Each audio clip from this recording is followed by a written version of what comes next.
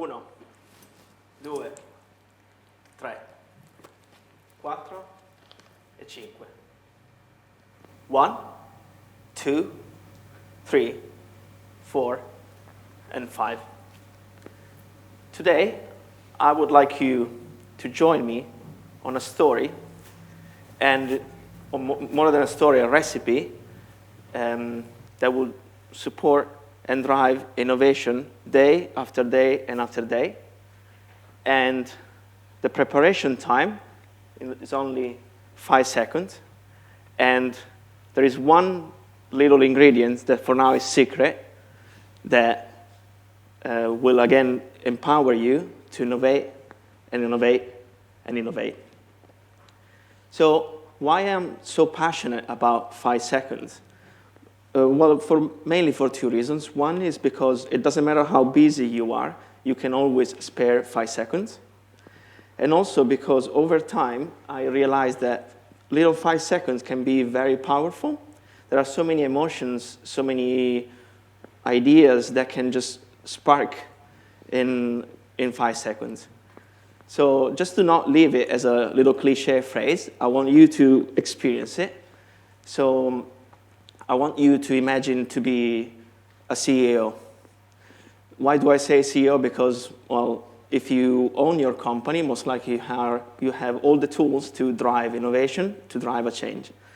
But the company that I'm talking about today is your own life.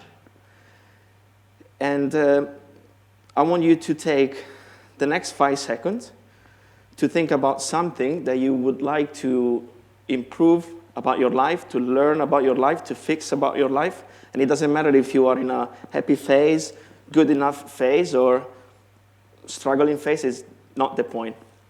So I'd like you to concentrate and focus and use the next 5 seconds to think about one idea.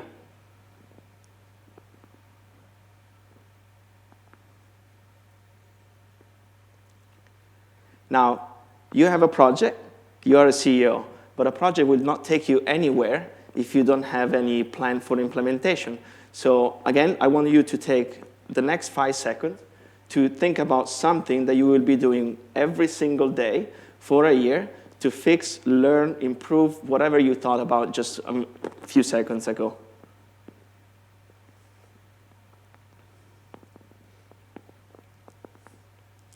Okay, so then I don't know what is the emotion that you went through, what is the feeling, how did these 5 seconds felt like? But I'm sure that you had some, I don't know, like they might have been very quick, they might have been lasting forever, they might have been scary, fun, it doesn't matter. As long as you have an emotion going through your brain, that's good enough. I'm going to tell you a bit more about myself. And like it or not, this is my own self-portrait. You can see my head, my little body, and my little yellow pencil that I use to draw. And I want to tell you a couple of things about myself. I like games, and I'm a very sociable, creative person, to the point that my wife, she says all the time, I cannot play by myself. So today I don't want this to remain my own talk. I want to be our experience. So I want you to play with me.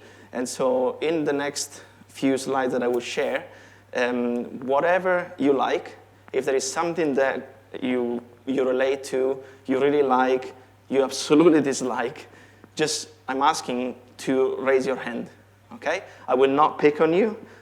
Nothing will change. But something will change in me because I get energized by interaction with people. And whether you like or dislike my talk, you don't want me to feel like at some point and stay here the entire day, okay? So a little over a year ago, I went through the same experience. It was November 17, 2017.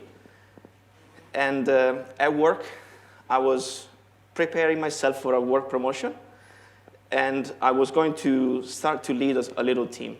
So I wanted to learn about leadership. So I decided that for a year, I was going to take one picture a day of something in my daily experience, something that I would come across that would tell me a story about leadership. And then I was going to post it on social media. Again, my initial thought was that suddenly I would have become the most liked person on all the social media. Actually, not really the case. I was lucky if even my family would click on it, but it doesn't matter. That's a different story. So this is day one of my story, on my journey on leadership. And I'm not really sure that you can really tell a leadership story here. But on that day, in the morning, I thought, okay, a leader should be a person that is able to analyze a complicated task and break it down into smaller pieces and make it fun for the team to then enjoy and deliver. So that was the closest thing that I could see in my house that meant leadership on that day. So then I kept going day after day and after day.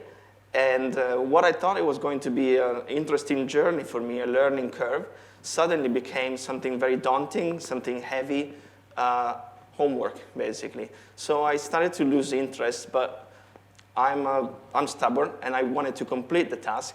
So around maybe, I don't know, like day 10, I was already running out of ideas, and that was not fun. But then I went on a walk around my house, and I'm lucky, it was Sunday, and I'm lucky because my apartment is surrounded by a lot of rivers and walks, and et cetera. And on that day, I realized that instead of me looking at an object and trying to force my idea onto the object, I had the opportunity to listen to the objects all over me and allow them to talk to me. So I had the opportunity to listen to the environment.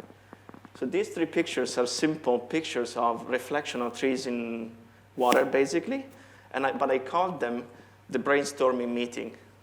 So I'm pretty sure that you have been sitting in work meetings, and the very first phase of the meeting is very awkward. Nobody really talks to each other. Most of the time, people are on their phone. They don't connect. It's very weird.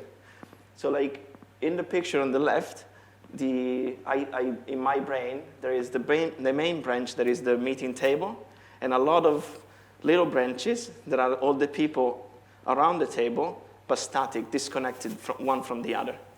Then when the meeting somehow starts, ideas start to flow. And so you can see the ripples. And you can start to see people suddenly becoming friends, talking to each other and engaged. Then towards the end of the meeting, you have this amazing list of ideas generated by the same people that were on their phone at the very beginning. And so my personality, this is the picture on the very right is my perception, obviously, is me walking away from that meeting and like rain, dropping all the ideas into my own life.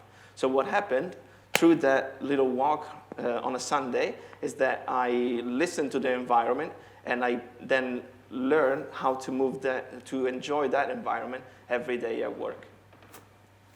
So it was a fun part of my year, and I felt like I had something to tell back at work. And so I wanted to share it, but suddenly I realized that I was by myself. So I don't know if you ever went through the same feeling, but imagine that you had the most amazing meeting or a discussion the day before, and then the following day you meet the same person in the corridor, and you are two complete strangers. So my journey that went from a bunch of tasks to how amazing is the environment around myself became a very lonely journey. But actually, I consider this one as the major cornerstone of my year. Why? Because I realized that, again, it wasn't the point wasn't to go through a picture a day. The point wasn't really to listen to my surrounding, and the point wasn't really to force my ideas onto other people. The point was to listen to myself. So on that very day, I turned my attention inwards, and I started to reflect on myself. Many reasons why I did that, but basically because everyone can run away from me, but I cannot. So I'm stuck with myself. And I want to close my story with this phase. I call this phase the hidden beauty. Why? Because once you start to look at your own inside, then you start to see your value, your beauty, your uniqueness. Okay. This again is another picture of on one of my trips in Scotland, and to the majority of you, it could be like just a picture on the sea, but really there is one person hidden in that picture. If you see it, good. If you don't see it, I'll show you later. But so I want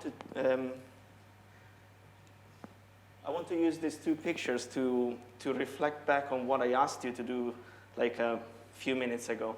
So a few minutes ago, I asked you to focus on a topic and commit and start a journey. So my focus was on myself.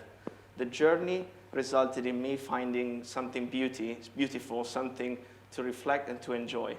I also said that sometimes innovation only requires one secret ingredient, and although innovation is a very wide topic, you can be innovative if you do technological stuff, social stuff, etc. But in my opinion, the main ingredient of innovation is just you.